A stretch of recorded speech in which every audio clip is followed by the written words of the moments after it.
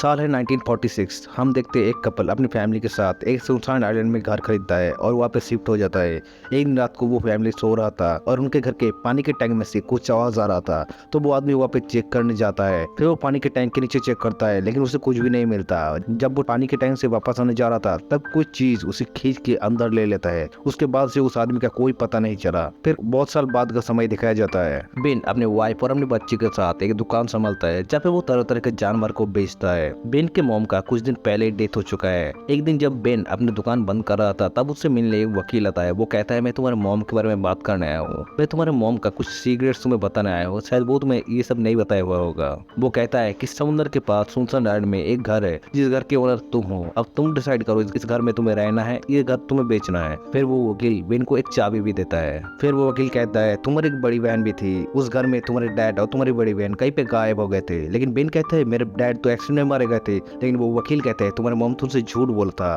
फिर वो वकील बेन को एक पेपर दिखाता है जहाँ पे बेन के डैड का मिसिंग होने का खबर भी छपा हुआ था। इस बात से बेन बहुत दुखी हो जाता है। बेन उस घर को देखने के लिए अपने फैमिली के साथ वहाँ पे निकल पड़ते।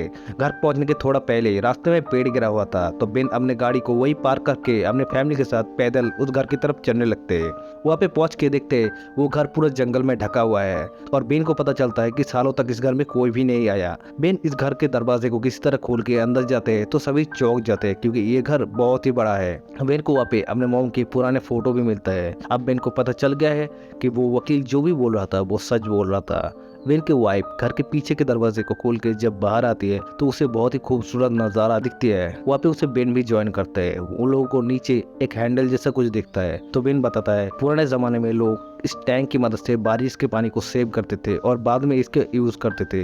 बेन टैंक को चेक करने के लिए नीचे जाता है तो उसे एक लालटेन मिलता है। उस घर में रहने के लिए वो फैमिली अपना सामान उस घर में शिफ्ट कर लेती है। और बेन की वाइफ जब वो घर को साफ कर रही थी तब बेन की बड़ी बहन की बचपन की फोटो मिलता है और बेन की वाइफ को वहाँ पे बहुत सारे पेपर कटिंग्स मिलता है जहाँ पे बेन की बहन और उसके फादर के मिसिंग होने की खबर भी छपा हुआ था। बेन की वाइफ बेन को इस बारे में बोलती है तभी उनके दरवाजे में कुछ आवाज आता है जैसे वहाँ पे कोई है। तो बेन कहता है शायद हवा की वजह से ये आवाज आ रहा है। तो इस बात को वो दोनों इग्नोर कर देते हैं। तभी उनकी बेटी वहाँ पे आती है तो बेन की वाइफ उसे सुलाने के लिए उसके रूम में उसे ले जाती है। फिर हम देखते हैं बाहर का नजारा बहुत ही ज्यादा डरावना है। चारों तरफ कोहरा है और बहुत ही अजीब अजीब आवाज निकल के आ रहा है। बेन की वाइफ बेन के मॉम की डायरी को पढ़ने लगती है और हमें पता चलता है कि बेन के मॉम डैड दूर सुनसान इस जगह पे इसलिए घर खरीदा ताकि यहाँ पे वो खुशी खुशी रह सके। यह कि पानी के प्रॉब्लम को सॉल्व करने के लिए बेन के डैड एक टैंक बनाया। उन्हें अक्सर अननोन नाम से चिट्ठी मिलता था जहाँ पे कहा गया था कि इस घर को छोड़ने के लिए, लेकिन वो इस बात को इग्नोर कर देते थे।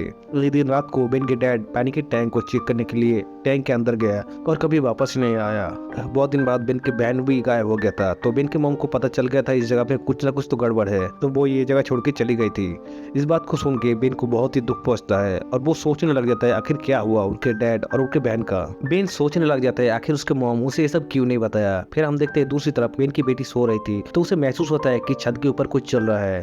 बाद में उसे ऐसा महसूस हुआ कि उसके बेड के नीचे कोई है। तो वो जब देखती है नीचे तो उसे कुछ भी नहीं मिला, लेकिन उसे फर्श के नीचे से बहुत सारी आवाज सुनाई दे रही थी और उसे फर्श के नीचे कुछ हलचल नजर आई जैसे फर्श के नीचे कुछ चल रहा है। तो वो बहुत डर जाती है और भाग के अपने मॉम डैड के पास जाती है और कहती है कि मेरे रूम में कोई है। तो वो सभी वहाँ पे चेक करने के लिए आती है लेकिन वहाँ पे उन्हें कोई भी नहीं मिलता। तो वो पूरे घर में चेक करती है तो बेन को अपने घर के पीछे का दरवाजा खोला हुआ दिखता है और पानी के टैंक का ढक्कन भी खोला हुआ था। बेन उन सबको बंद कर देता है और सभी सोने चले जाते हैं। अगले दिन बेन मिल नहीं रहा था क्योंकि वो जनरेटर ठीक कर रहा था ताकि घर में लाइट और फ्रिज चालू हो सके। वो टैंक के नीचे जाता है और भालू घुमाता है तो पानी निकलना शुरू हो जाता है। वहाँ पे उसे एक अजीब सा जानवर मिलता है तो उसको उठाकर वो घर में ले जाता है। उसकी वाइफ उसे देखती है और कहते हैं ऐसा जानवर मैंने कभी नहीं देखा, शायद ये कुछ नया प्रजाति है। देखने से लग रहा है ये जानवर पानी में रहता है। जब टैंक सूख गया था तब ये मर गया था। तो वो दोनों इस जानवर को बाहर फेंक देते हैं। बेन का कुत्ता टैंक के पास बहुत जोर जोर से भौंकने लगता है तो उसकी बेटी वहाँ पे देखने जाती और टैंक का ढक्कन हटाती है तो नीचे देखते बड़ा भद्दा सा क्रीचर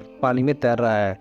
ये देख के वो बहुत ही ज्यादा डर जाती है और जोर से चीखने लगती है। ये चीख सुन के बेन वहाँ पे आ जाता है। फिर वो बेन को कहती है टैंक के नीचे में एक अजीब सा क्रीचर को देखा। तो बेन उसे कहती है कि शायद तुमने कोई मछली देख लिया था। फिर हम देखते हैं उसके घर में एक औरत आती है जिसको वही वकील ने भेजा था। वो कहती है कि आपने क्या डिसाइड किया है, घर में रहेंगे या बेच देंगे। तो बेन कहते हैं मुझे सोचने के लिए थोड़ा टाइम चाहिए। वो औरत कहती है कि मैं ज्यादा टाइम नहीं दे सकती ये बोल के वो चली जाती है। वो अपने गाड़ी को बेन के घर से थोड़ा दूर में पार्क किया था। रास्ते में चलते चलते उसे बहुत ही अजीब सा आवाज़ सुनाई देता है।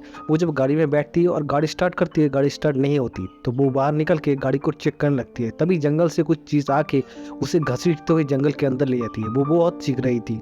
आखिर में उसकी एक जोरदार चीख सुनाई देती है। उसके बाद एक अजीब से जानवर के बहुत जोर से गुर्राने की आवाज़ सुनाई देता है, जो बेन के घर तक पहुंचता है। वो आवाज़ सुन के बेन की वाइफ नीचे आती है चेक करने के लिए, तो उसे खिड़की में एक इंसान जैसा परछाई दिखती है। तो वो डर के चीखने लगती है। तब बेन उसकी आवाज़ सुन के वहाँ पे आता है। तो वो बेन से कहती है कि मैं यहाँ पे किसी को देखा। बेन चारों तरफ चेक करती है लेकिन कोई भी नहीं मिलता। फिर वो दोनों सोने चले जाते हैं। सुबह को बेन पानी के लिए जनरेटर चलाया लेकिन पानी बिल्कुल नहीं आ रहा था। तो वो चेक करने के लिए टैंक में गया। टैंक में एक मरा हुआ खरगोश पड़ा था और पानी के पाइप में एक लकड़ी फंसा हुआ था जिसमें एक लॉकेट था। बेन उस लॉकेट को लेकर बाहर आता है। तो उसकी वाइफ उसे कहती है मैं इस लॉकेट को पहचानती हूँ, ये लॉकेट असल में तुम्हारी बहन का है। अब बेन को यकीन हो गया था इस जगह में कुछ ना कुछ तो गड़बड़ है। तब बेन अपनी वाइफ से कहता है तुम लोग अपना ख्याल रखना, मैं पुलिस स्टेशन जाता हूँ। जब वो रास्ते में जा रहा था तब रास्ते में उसे उसी औरत का गाड़ी दिखता है। वो अपने गाड़ी से उतर के वो गाड़ी को चेक करने लगती है। तो उस गाड़ी में खून लगा हुआ था, लेकिन उसकी नज़र जब पास की झाड़ी में जाता है तो वहाँ पे वो देखता है उसी औरत का लाश पड़ा हुआ था। वो बहुत डर जाता है और भाग के अपने गाड़ी में आता है और रेडियो से पुलिस को इन्फॉर्म करता है। फिर हम दूसरी तरफ देखते हैं बेन के घर में उसकी वाइफ को फिर से घर में किसी का आवाज़ सुनाई दिया। वो जब नीचे चेक करने आती है तब किसी का पैरों के निशान उसे दिखती है। अब वो कंफर्म हो चुकी है कि घर में कोई है। तो वो एक चाकू उठा के घर में ढूंढने लगती है। ढूंढते ढूंढते उसे बेन की मॉम का डायरी का कुछ आखिरी हिस्सा मिल जाता है, तो जिसमें लिखा हुआ था इस घर में क्रिएचर रहता है और उसी क्रिएचर ने बेन के फादर और सिस्टर को मार दिया था। दरअसल मूवी के स्टार्टिंग में हमने जिस आदमी को देखा था वो बेन का डैड था और वो जब टैंक से निकल रहा था तब क्रिएचर ने उसे खींच लिया था। तभी हम देखते हैं कि बेन की वाइफ के सामने एक छोटा क्रिएचर आ जाता है। तो वो उस क्रिएचर को उसी घर में लॉक करके अपने बेटी के पास भाग जाती है। तब बेन भी घर में पहुंच गया था। तो बेन की वाइफ बेन को उसकी मॉम की डायरी का पूरा कहानी सुनाती है और कहती है कि उसके घर में इस वक्त क्रिएचर का हमला हो गया है और जल्दी से जल्दी उन सबको यहाँ से निकलना होगा। तो बेन अपनी वाइफ की कहती है तुम सामान पैक करो, मैं गाड़ी लेके आता हूँ। दूसरी तरफ वो पुलिस ऑफिसर उस जगह पहुंच जाता है और उस पर वही क्रिएचर हमला कर देता है और उसको घसीटते हुए जंगल में ले जाता है। जब बेन अपना कार लेने वहाँ पे पहुंचता है तो वो देखता है पुलिस ऑफिसर की कार खड़ा हुआ है। जब वो उसके पास जाता है तो दिखता है उस कार में बहुत ज्यादा खून लगा है। तो वो समझ गया है कि क्या हुआ होगा। तो वो भाग के अपने घर आता है और अपनी वाइफ को सारी बात बताता है और कहता है कि मैं जाते जाते इन सारे कीचड़ को जला के मार दूंगा। तो वो फ्यूल लेके पानी के टैंक के नीचे उतर जाता है। वहाँ पे बहुत ज्यादा अंदर था तो वो देखता है वहाँ पे उसी पुलिस ऑफिसर का डेड बॉडी। तभी उस पर एक क्रीचर हमला कर देता है। वो किसी तरह जान बचा के वहाँ से बाहर निकलता है लेकिन वो अब बहुत ज्यादा जख्मी है। दूसरी तरफ वो क्रीचर बेन के घर में भी हमला कर दिया है और दरवाजा तोड़ के घर के अंदर घुस के उसकी बेटी को पकड़ के टैंक में ले गया है। उसकी वाइफ उसका पीछा करते करते टैंक तक पहुंचता है तो वो देखता है पास में बेन पड़ा हुआ है जख्मी हालत में। वो बेन से कहता है अपनी बेटी को वापस लाऊंगी। फिर वो सारे सामान लेके टैंक के नीचे उतर जाती है और वहाँ पे वो एक मसाल जलाती है। तभी उस पर बहुत सारे क्रीचर हमला कर देता है। वो रॉड से सारे क्रीचर को मार के दूर भगाती है। फिर वो मसाल में से फ्यूल को फेंकता है जिसकी वजह से वो एक फ्लेयर गन बन जाता है और इसकी मदद से वो अपनी बेटी को सही सलामत वहाँ से छुड़ा के टैंक के बाहर ले आती है और कहती है कि तुम जाके गाड़ी में बैठो, और वो बेन को सहारा देते हुए गाड़ी तक ले आती है। तो वो देखते हैं उसकी गाड़ी के ऊपर वही क्रीचर बैठा हुआ है और उसकी बेटी के ऊपर हमला करने वाली है। तो वो उस क्रीचर का ध्यान भटका के बेन को लेकर गाड़ी में बैठ जाती है। वो गाड़ी स्टार्ट करके जाने वाली होती है कि तभी देखती है कि पीछे से वही क्रीचर उस पर हमला कर देते हैं। तो वो पुलिस की गाड़ी में से मिला हुआ बंदूक से उस क्रीचर को शूट करके वहाँ से भाग जाती है। शहर पहुंचकर वो इस घर को बेच देते हैं और उन्हें पता चलता है कि बेन के मॉम उन्हें इस घर के बारे में क्यों नहीं बताया था। असल में वो अपने फैमिली को इस घर से दूर सेफ रखना चाहते थे। बहुत सालों बाद एक माइनिंग कंपनी ने इनके घर को खरीद लिया था और कुछ वर्कर यहाँ पे काम कर रहे थे और वो उसी टैंक के पास आते और कहते कि हमें ये टैंक तोड़ना होगा। और तभी हम देखते वही क्रीचर इन वर्कर पर हमला करके इन्हें मार देते और कहानी यहीं पे खत्म हो जाता है।